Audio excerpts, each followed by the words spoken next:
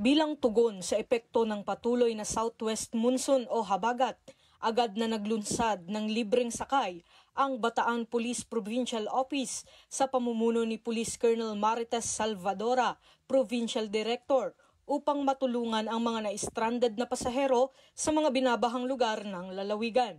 Nagpakalat ng mga PNP patrol mobiles ang iba't ibang istasyon ng pulisya sa Bataan upang magsakay at magsundo ng mga apektadong residente na hirap sa transportasyon dulot ng masamang panahon. Ang inisyatibong ito ay bahagi ng mas pinaigting na disaster response ng kapulisan upang matiyak ang kaligtasan at kaginhawaan ng publiko.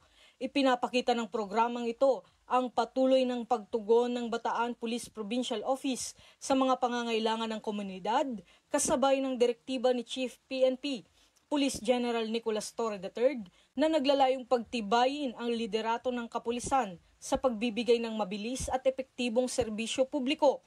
Buo rin ang suporta ni Police Brigadier General Ponce Rogelio Peñones Jr., Regional Director ng Police Regional Office 3, sa mga hakbang na ito tungo sa mas ligtas at maayos na pamayanan.